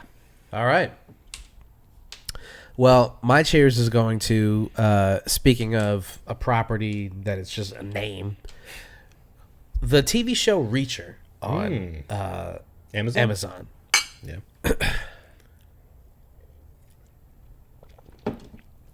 Quick little backstory on myself. All right, hey, what are you doing? On John Reacher. You don't Jack, walk on the table. Yeah. Dude, Clearly a fan. It is a silly show. When I was in high school, I read a lot. Contrary to what people may Your pronunciation believe. of contrary. Yeah. Contrary. I did read a lot. Yeah. But there was a good portion of that was like Tom Clancy books, John Grisham books, and things like that. I didn't read the Jack Reacher books, but they were in a genre of book that I did read a lot. Sure. It's dad fiction. Yeah, dad fiction. Yeah. Yeah, exactly. My dad loves Jack Reacher. I mean, I get it. He's all in on Jack Reacher. I get it, dude. I get it. Yeah. So obviously the movies came out, and they got our boy TC. Mm-hmm. And I heard all this stuff about people were saying like he doesn't look anything like Jack Reacher. Let me tell you how much I heard that from my dad. Oh yeah. He watched the first two movies and he's like, they're pretty good movies, but he's the wrong guy for. He's like 4 foot something, right? Yeah. Like Jack Reacher should be like Arnold Schwarzenegger. They describe him as this hulking mass of a man. Yeah. Tom Cruise is the wrong guy for the role. Yeah. He is the wrong guy and for the role. All right, man. The more that sounds good. The more that I know about the character itself as written, yeah. Tom Cruise was the wrong guy. But I will say this: Tom Cruise embodies the role really well. Tom Cruise is the man. Of course. So I'll say this, okay? Here is one thing that I will give TikTok. I'm scrolling through TikTok, and then a clip from the show Reacher goes across my For You page. And was it an ad or was it no? It was just like a 1 minute clip of the show. It wasn't an ad. It wasn't from like Amazon or a fan. It was just a person who liked the show. Yeah, they posted it, and I'm watching this clip, and I'm like, this show is compelling enough that I'm interested to see where this scene goes. So I finally sat down and watched the whole show. It's only 8 episodes, so I watched it in like 3 days. Season 2's coming out soon. Yes. Yeah. And I'll say this. Here's my thing about this show. Number one, it's not great. It's not great. It's not great. So I'm not going to sit here and tell you that it's like compelling TV.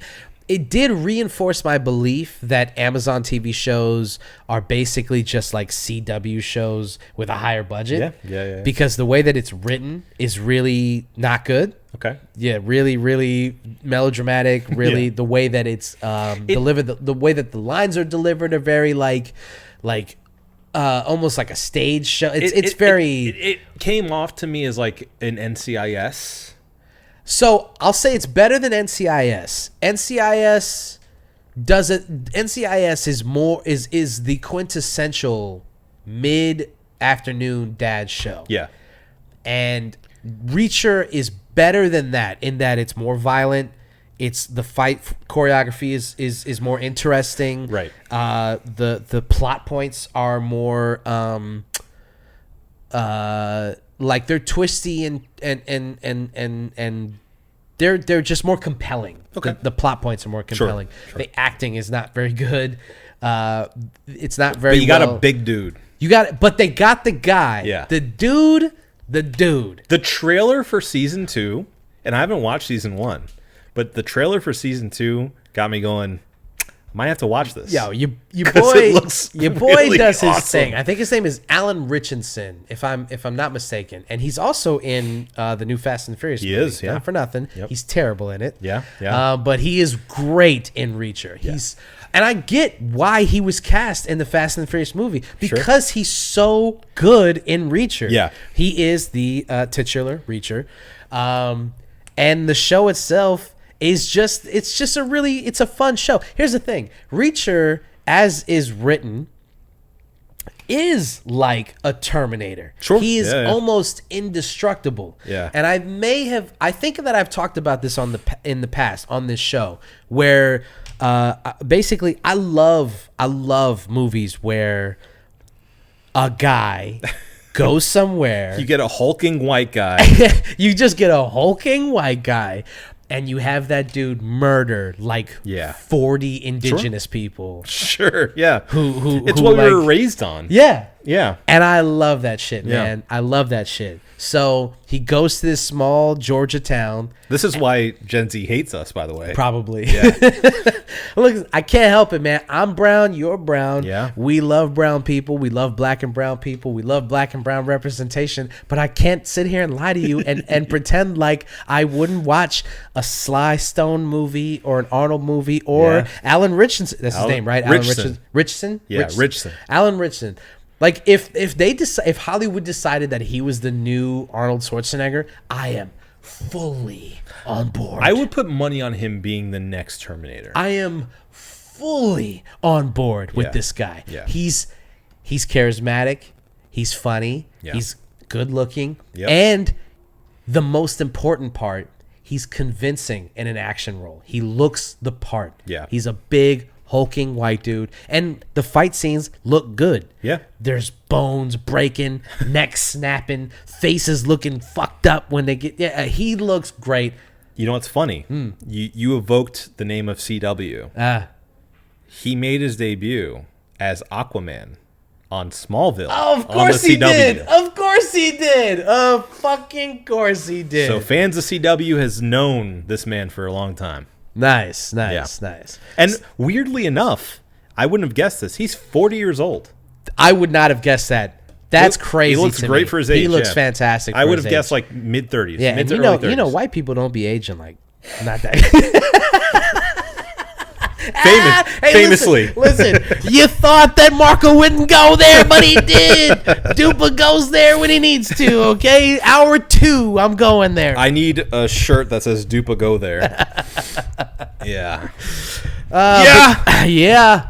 But I think it's not like it's not the best show. Sure. But it is compelling enough, entertaining enough that like I think people should. I do recommend it. Let me say that I do recommend it. I think it's a good show. It's not a great show. I will It's say, fun. my dad loved it. He thought it was great. He said, "This is like how Reacher should be. Yeah. This is what it's And I supposed get to that. I get that because like Tom Cruise, he doesn't look the part, but he plays the part. Yeah. Alan Richardson looks the part and plays the part. I think that I don't know who wrote the Reacher movies. Yeah. I think that those guys with Alan Ritchson would be great.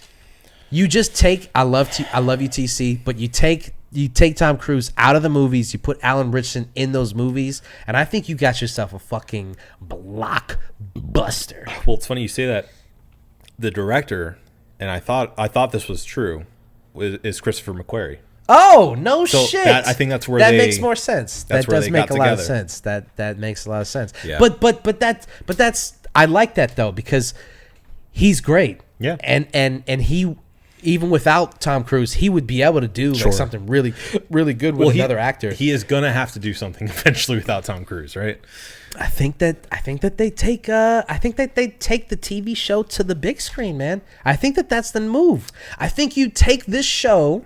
Hopefully they don't kill him off in season 2. Mm-hmm. I think you take this show and you go, yo, here's 2 hours. I think it would work. Yeah. I think it would really work. At least as like a conclusion for the series, right? Yeah. Kill him off in the movies. Yeah. But don't kill him off in the TV show. Just don't. There's so much material. I think he's great. Yeah. Yeah. So Agreed. there you go. But it did. This is my last thing on it. It did reinforce my thoughts on all of the Amazon TV shows and the way that they're written. I always assumed, other than like Fleabag and like The Boys. Yeah. I always assumed that most of them were written like CW shows, and Reacher didn't help. Yeah. So I feel that way about Hulu shows, but yeah. Yeah. I think Hulu takes the bag for that one. Yeah, but for sure. Yeah. All right, kids. One last thing to do, and you know what it is. It's time to review these brewskis. So tonight's brew was from New Belgium. It's part of their Voodoo Ranger. Damn it. He's new here, okay? We'll get used to him. Yeah. Let me put him a little bit front. Put Birru-chan up there. Birru-chan.